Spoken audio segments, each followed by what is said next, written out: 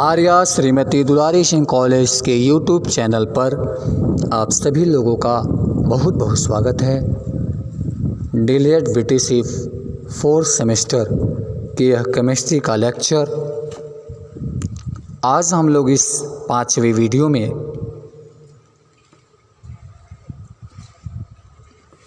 Version और प्रगलन इन सारी बातों को आज इस वीडियो में सीखेंगे। इसके पहले वाले वीडियो में हम लोग निस्तापन, साथ में अयस्क का सांद्रण, अयस्क का पीसना, फेन फ्लोन विधि, कैसे अयस्कों का सांद्रण किया जाता है, अशुद्धियों को हम कैसे दूर करते हैं, इसके पहले वाले वीडियो में हम लोग अच्छी तरीके से अध्ययन कर चुके हैं। आज हम लोग इस 5वें वीडियो में, ये हमारा 5वां वीडियो है। इसके पहले हम 4 वीडियो अपना कंप्लीट कर लिए हैं। इस 5वें वीडियो में आज हम लोग भर्जन के बारे में जान लेंगे और भर्जन से शुरू करते हैं। इसके बाद हम लोग प्रगलन, साथ में हम लोग धातुओं की जो निष्कर्षण करने की कुछ विधियां हैं, सिंगटन है, आसवन विधि, इन सारी वीडियो को आज हम लोग सीखेंगे। तो चलिए आज शुरू करते हैं अपना सिलसिला आज का टॉपिक में कि आपका भर्जन का टॉपिक। सबसे पहले जान लेते हैं भर्जन क्या होता है, भर्जन की परिभाषा क्या होती है, इसको हम लोग जानते हैं। तो चलिए भर्जन देखते हैं हम लोग, भर्जन क्या होता है। यह भी एक अयस्क को सांद्रित करने का तरीका है। इसमें हम लोग अयस्क को वायु की जो नियंत्रित मात्रा की उपस्थिति में उस अयस्क के गलनांक से कम ताप पर गर्म करते हैं और गर्म करके जो उसमें वाष्पशील अशुद्धियाँ जैसे सल्फर का, आर्सेनिक का आदि जो अशुद्धियाँ होती हैं वे ऑक्सीकृत होकर उड़ जाती हैं और हमारे अयस्क का सांद्रण होता है। अतः भर्जन की जो क्रिया होती है इसमें वायु के उपस्थिति में अर्थात वायु की नियंत्रित मात्रा में अयस्क को गलनांक से कम ताप पर गर्म करना ही भर्जन की क्रिया कहलाती है। इसका मुख्य उद्देश्य होता है अयस्क का ऑक्सीकरण करना, अर्थात भर्जन की क्रिया में हम अयस्कों का ऑक्सीकरण करते हैं। जबकि इसके पहले मैं आपको निस्तापन बताया था। निस्तापन में जो अयस्क का हम लोग सांद्रित करते हैं उसको उसके गलनांक से कम ताप पर वायु की अनुपस्थिति में उसे गर्म करते हैं और गर्म करके उसमें जो भी उपस्थित होती है नमी, इन सारे अशुद्धियों को हम लोग दूर कर देते हैं। भर्जन की क्रिया में विभिन्न रासायनिक परिवर्तन जैसे कि ऑक्सीकरण, अपचयन, क्लोरोनीकरण आदि क्रियाएं इसमें संपन्न होती हैं। जबकि निस्तापन में सामान्यतः कार्बनिक पदार्थ ऑक्सीकृत होकर हट जाता था, लेकिन भर्जन क्रिया में धातु सल्फाइड का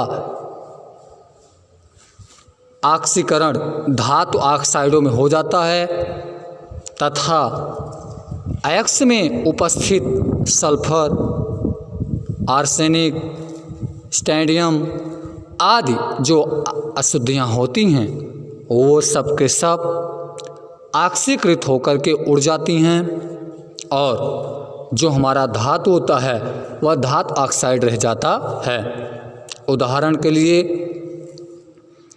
कॉपर पायराइट का भर्जन करने पर निम्न अभिक्रियाएं होती हैं, जैसे कॉपर पायराइट का सूत्र CuFeS2, यहाँ पे O2 है, मतलब यह क्रिया हम ऑक्सीजन की उपस्थिति में कराएंगे।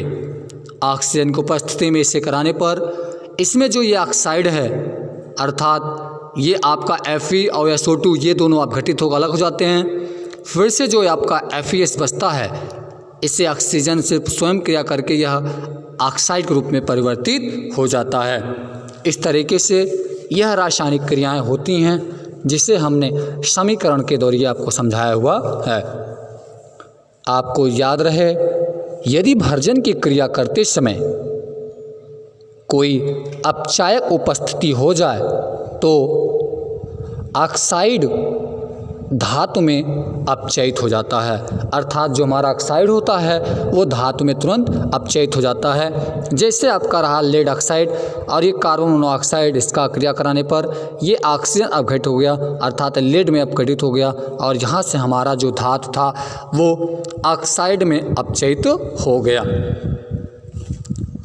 भर्जन की क्रिया सामान्यतः परावर्तनी भट्ठी, वात्या भट्ठी में कराई जाती है और वे धातुएं जिनके अपचयन द्वारा धातु प्राप्त करना कठिन होता है उनको हैलाइड में परिवर्तित किया जाता है।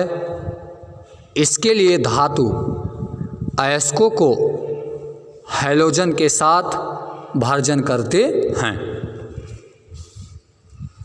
तो ये आपका रहा भर्जन की क्रिया। इसमें हम लोग वायु की उपस्थिति में उस अयस्क को गर्म करते हैं और उसमें जो वाष्पशील जो भी अशुद्धियाँ होती हैं सब वो अलग हो जाती हैं और धातु ऑक्साइड में परिवर्तित हो जाता है, जिससे उसका सांद्रण हो जाता है। अगला हमारा क्रिया आता है प्रगलन। प्रगलन क्या है ये जान लेते हैं। आपको बता दें, इस क्रिया में अयस्क को एक गालक, कोई उचित गालक लेते हैं, अर्थात गलाने वाला पदार्थ होता है, और साथ में कोक मिला करके उस मिश्रण को उच्च ताप तक गर्म करते हैं। इस क्रिया में जो कोक होता है वह अपचायक का कार्य करता है तथा गालक अयस्क में उपस्थित अगलनीय गैंग के साथ क्रिया करके धातुमल बनाता है। धातुमल गलित अयस्क के ऊपर एक अलग पर के रूप में एकत्र हो जाता है और जिसे निकास द्वार के द्वारा बाहर निकाल लिया जाता है। धातुमल का गलनांक धातु से कम होता है और गलित धातु में यह अविलेय होता है। प्रगलन सामान्यतः वाट्या भट्ठी में किया जाता है। अयस्क में उपस्थित अगलनीय जो अशुद्धियाँ होती हैं उनको दूर करने के लिए प्रयोग किए गए पदार्थ को हम लोग गालक कहते हैं। अर्थात गालक एक ऐसा पदार्थ है जो अशुद्धियों में अगलनीय, जो गलने वाले पदार्थ नहीं होते उनको गलाने का कार्य करता है यह, और उसे गला करके उसे अयस्कों से निकाल देता है तथा अशुद्धियों व गालक की क्रिया से बना पदार्थ धातुमल कहलाता है। धातुमल आप समझ सकते हैं, यह एक गंदगी होता है। जो भी आपके अशुद्धियाँ रहती हैं वह अलग हो जाती हैं, जिसे हम धातुमल के नाम से जानते हैं। धातुमल गलित धातु के ऊपर तैर जाता है और सामान्यतः इसमें सिलिकेट लवण, एल्युमिनियम फास्फेट, क्लोराइड, फ्लोराइड आदि उपस्थित होते हैं। आपको बता दें, गालक की जो प्रकृति होती है वो दो तरीके से होता है। जैसे यदि आपका कोई अम्लीय गालक है, जैसे आपने कोई जो उसमें मिला हुआ पदार्थ है, मान लो वो जो उसमें अगलनीय गैंग अर्थात पदार्थ अशुद्धि जो मिला है, यदि वह क्षारी हो तो ध्यान रहे हमेशा अम्लीय गालक का प्रयोग करते हैं। जैसे अम्लीय गालक में आपका सिलिका है, बोरेक्स है, ये सब के सब अम्लीय गालक हैं। क्षारीय गालक जैसे calcium carbonate CaCO3, magnesium carbonate MgCO3, ferric oxide Fe2O3 आदि, ये सब के सब हमारे क्षारीय गालक होते हैं। यदि अयस्क में अगलनीय अशुद्धियाँ अम्लीय हैं तो वहाँ पे हम लोग क्षारीय गालक जैसे CaO का प्रयोग करते हैं, जो CaSiO3 का धातुमल बनाता है, अर्थात यह कैल्शियम सिलिकेट का धातुमल बना लेता है। और यदि अगलनीय क्षारीय हो तो वहाँ पे हम लोग अम्लीय गालक का प्रयोग करते हैं, जो FeSiO3 धातुमल बनाता है। तो इस तरीके से धातुमल गालक का जब हम प्रयोग करते हैं तो हमेशा गालक का प्रयोग उसमें पहले ये ध्यान रखें कि जो उसमें अगलनीय पदार्थ उपस्थित है उसकी प्रकृति क्षारीय है या अम्लीय। यदि गैंग अर्थात शुद्धि क्षारीय है तो अम्लीय गालक का प्रयोग, और यदि गैंग अम्लीय है तो क्षारीय गालक का प्रयोग करते हैं। क्षारीय गालक में आपका CaO का भी प्रयोग किया जाता है, अम्लीय गालक में ज़्यादातर प्रयोग आपका SiO2 का प्रयोग किया जाता है। उदाहरण के लिए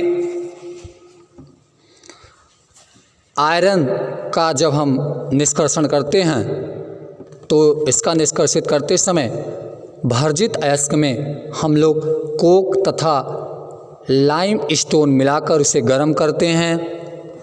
इस क्रिया में अम्लीय गैंग जैसे SiO2 CaCO3 क्षारीय गालक के साथ क्रिया करके कैल्शियम सिलिकेट बनाकर धातुमल के रूप में अलग हो जाता है।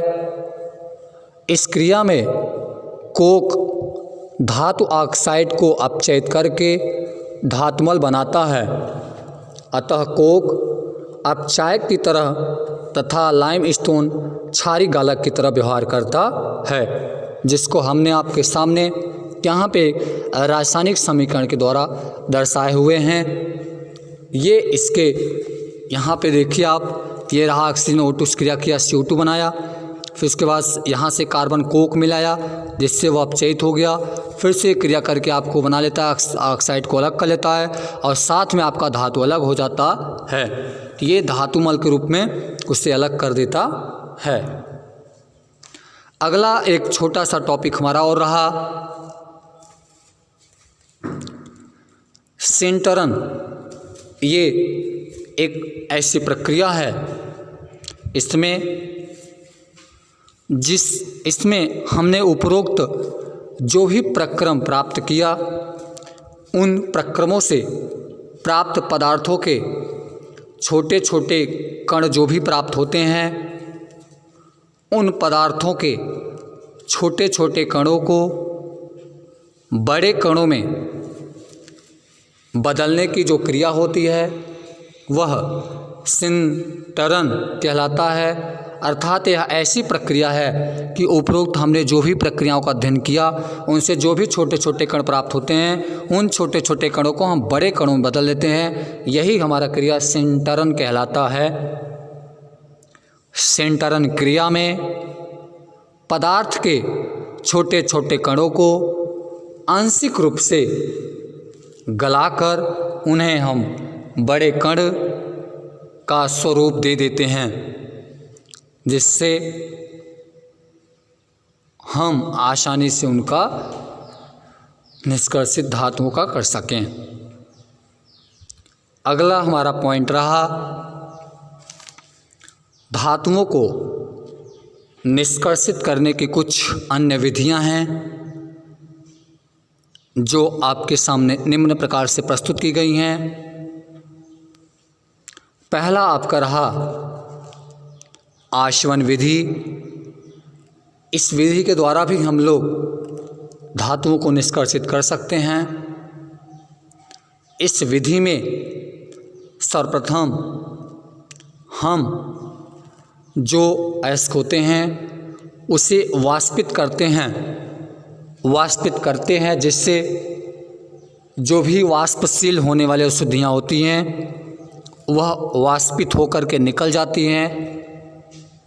जैसे आपका रहा पारा, जिंक आदि धातुओं में जो भी वाष्पशील अशुद्धियाँ होती हैं, इनकी शुद्धियों को हम लोग आसवन विधि द्वारा ही दूर करते हैं।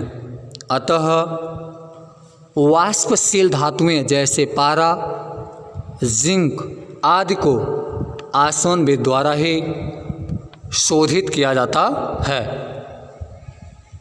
और यह इन सब धातुओं के लिए, क्योंकि ये धातुएं वाष्पशील होती हैं, इसलिए आसवन विधि का प्रयोग इन सब धातुओं के लिए ज़्यादा उपयोगदायी होता है। दूसरा आपका रहा द्रवण विधि। यह भी एक विधि है। इसमें तो ये जो हमारा द्रवण विधि है, इस विधि में कम गलनांक की धातु अर्थात जिन धातुओं की गलनांक कम होती है, जैसे आपका टीन है, इसका गलनांक बहुत ही कम होता है, तो उन धातुओं को पिघलाकर ढालुए तल पर हम उसे बहने देते हैं। अर्थात जिन धातुओं का गलनांक बहुत कम होता है, उन धातुओं को हम द्रवण विधि में सबसे पहले उसे द्रवित करते हैं, अर्थात उसे लिक्विड पानी की तरह उसे बना लेते हैं और पिघलाकर ढलुए ताल अर्थात जिस पर ढलान हो, उन ढलुए तल पर उसे धीरे धीरे बहाते हैं। बहने से जो उसमें अशुद्धियाँ होती हैं वो धीरे धीरे पीछे की तरफ रुक जाती हैं और जो धातुएं होती हैं वह बहकर धीरे धीरे आगे की तरफ निकल जाती हैं। इस तरीके से द्रवण विधि में हम धातुओं का शोधन कर लेते हैं। इसमें अशुद्धियाँ उस ढलवे तल पर पूरी तरह से न चलकर धीरे धीरे पीछे की तरफ रुकते जाते हैं और जो धातुएं होती हैं वह बहकर आगे की तरफ निकल जाती हैं और हमारा द्रवण विधि संपन्न हो जाता है। तो यह भी धातुओं की विधि शोधन करने की एक विधि है। लास्ट एक और आपका विधि रहा, हम आपको लेक्चर के जरिए समझा दे रहे हैं। खरपरण विधि। खरपरण विधि यह भी एक विधि है जिसमें हम लोग धातुओं को शोधन करते हैं। इसमें अशुद्ध धातु को वायु के उपस्थिति में गर्म किया जाता है, जिससे धातु में उपस्थित अशुद्धियाँ ऑक्सीकृत होकर के वाष्प के रूप में अलग हो जाते हैं और शुद्ध धातु हमारी जो होती है वह धातु बची रह जाती है। खरपरण विधि सिल्वर में उपस्थित लेड को पृथक करने के लिए प्रयोग किया जाता है। यह विधि जो हमारा सिल्वर है उसमें जो भी उपस्थित होता है लेड के जो भी अशुद्धियाँ होती हैं, उन लेड के शुद्धियों को अर्थात लेड को पृथक करने की सबसे अच्छी और प्रयुक्त विधि है यह खरपरण विधि। उसके लिए ज़्यादा उपयोगदायी होता है। तो इस तरीके से ये आज आपका विधियाँ रहीं। अब धातु को निष्कर्षित करने की कुछ सामान्य विधियाँ हैं, जिसमें हम लोग भट्ठियाँ हैं, भट्ठियों के द्वारा भी, जैसे हमारा परावर्तनी भट्ठी, वात्याभट्टी, इन दोनों में हम धातुओं को निष्कर्षित कैसे करेंगे, धातुओं का निष्कर्षण कैसे होता है, चित्र सहित हम लोग अगली वीडियो में अर्थात 6वें वीडियो में मिलेंगे। और वो 6वां वीडियो आपका बहुत अच्छा वीडियो रहेगा। और हम आपको बता दें, शायद 1-2 वीडियो और बनेंगे जिससे आपका एक पहला लेसन समाप्त हो जाएगा, दूसरा लेसन आपका बचेगा, उसको भी क्लियर करा देंगे। और आप सभी से अनुरोध भी है कि जो भी आपको टॉपिक पढ़ाया जा रहा है आप इसका नोट्स ज़रूर बना लें, क्योंकि आपको भविष्य में इससे ज़रूर फ़ायदा मिलेगा। तो इस वीडियो को यहीं समाप्त करते हैं। अगली वीडियो में फिर मिलेंगे नए टॉपिक के साथ। तब तक आप सभी लोग अपना तैयारी करते रहिए, पढ़ते रहिए, पढ़ाई को जारी करते रहिए। तब तक आप सभी को बहुत बहुत धन्यवाद। थैंक्स।